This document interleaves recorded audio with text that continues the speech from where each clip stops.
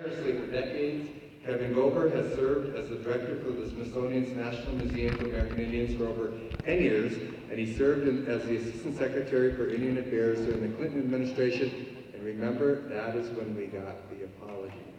During this time at NMAI, he has been working hard to educate Americans about Indian country. Mr. Gober is a citizen of the Pawnee Nation. Please give a big welcome to Mr. Kevin Gober.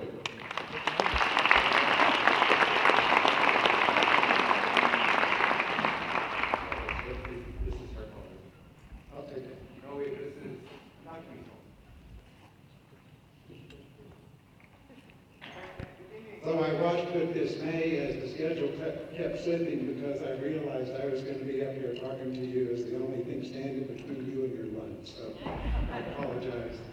I'm going to, but first let me just say, I agree with everything Crystal Eichelhoff just said. I also noticed, and I want to commend the executive committee here, that there were 3 Pawnees speaking in the General Assembly this morning. So that's got to be some kind of record. Thank you, President Keel. Thank you, thank you, President Keel, and officers of the NCAI, tribal leaders. It's always an honor to speak at the National Congress of American Indians Convention. And congratulations on 75 years of leadership. NCAI remains the center of national policy advocacy for Native Americans. All of these political strategies you've been discussing and hearing about this morning are, of course, critical. And we have learned to play effectively in the political system. But I think right now we're also seeing the limitations of reliance on political and legal strategies. And that is much of what Crystal was just talking about. Under these systems, our rights are transitory. The presidency shifts from party to party, same thing with the Congress, and the courts have grown ever more hostile to our fundamental rights as Native nations. Political bodies, however, always reflect the culture that produced them. And right now, the culture that is producing these political bodies is also hostile to us. And there is something that we can do about that. It is not all bad news. And in point of fact, this culture war that we're fighting, we have won some important victories. For example, with the subject of mascot. Remember, the issue is not just that Indians are invisible. We kind of are. But what we really are is imaginary. Americans can't see real Indians because they prefer the imaginary Indians that they've created, that they watch on television and in the movies, and that they see on the side of football helmets, and all of that foolishness. So it's not just invisibility, it's that in fact we've been rendered imaginary. And so, challenging the mascots is an important project. And just in the past 20 years, colleges throughout the country have abandoned their Indian mascots. High schools are still doing that. Seems like every month we read about another high school that's finally saying, yeah, this is a bad idea, let's move on. And even the Major League Baseball team in Cleveland has finally gotten rid of that obnoxious logo of theirs. So we're making progress on that front. In terms of curriculum, as Crystal was just describing, how important that is, the states of Washington, South Dakota, Montana, California, and perhaps others now all require new Native content be taught in their schools.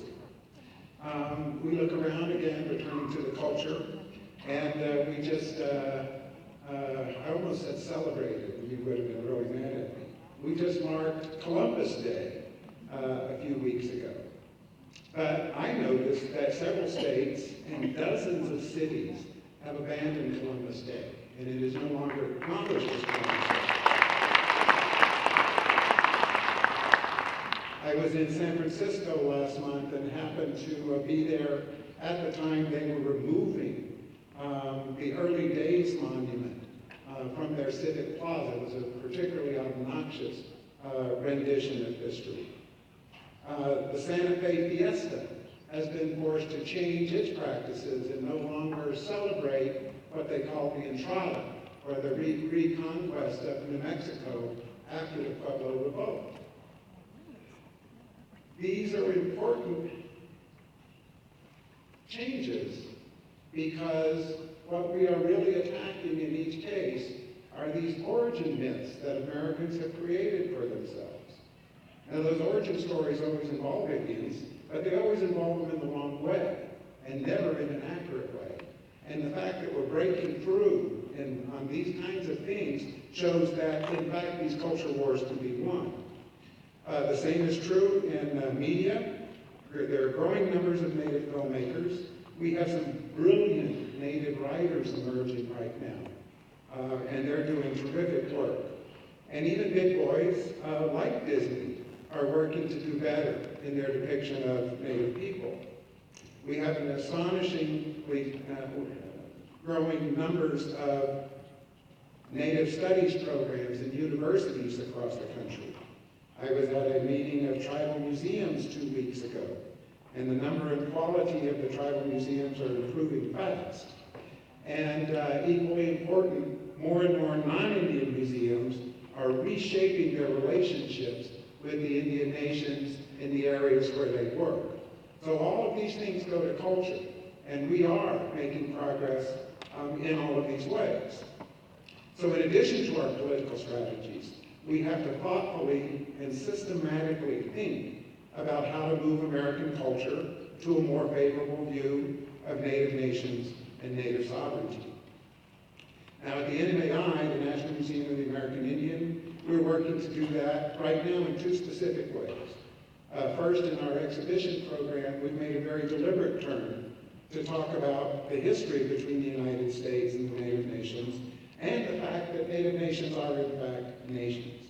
So we've had an exhibition up for several years on treaties, and we don't call them Indian treaties, they're just treaties, like every other treaty. And they're made between two nations. And so we drive home the point that Indian tribes are nations, that treaties are real, and that they continue in effect. We have two key objects in the exhibition that really drive the point home. The first is that we always have at least one original treaty from the archives in the exhibition. When I get back to Washington on Friday, we will be installing the Fort Laramie Treaty of 1868. That's at the beginning of the exhibition.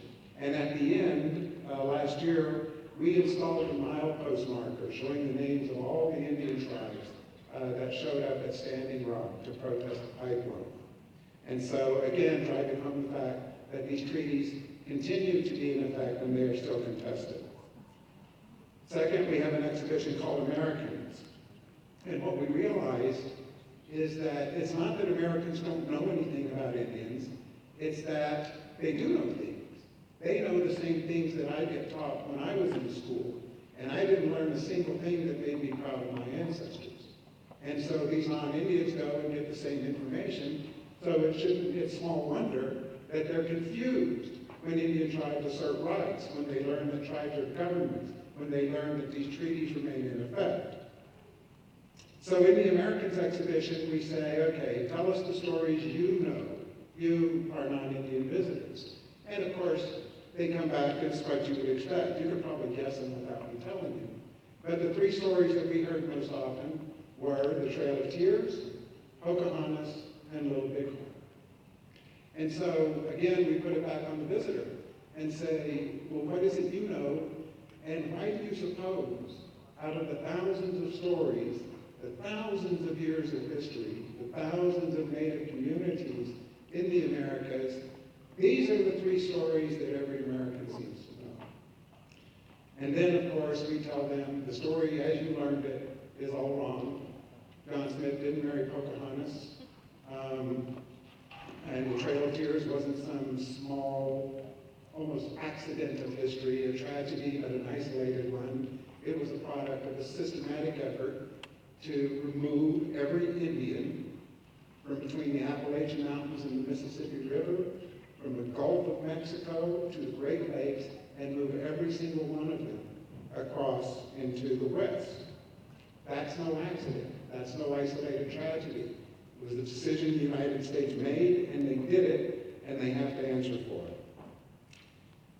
We're also working on new exhibitions, one called Native New York, and more recently I had a brain flash, or maybe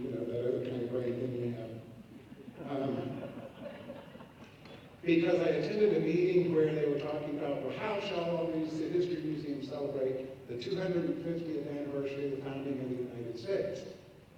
And I thought, yeah, it's true, the tribes were definitely affected, and they were players in the revolution. But not most of them, and not most of the places in the United States right now.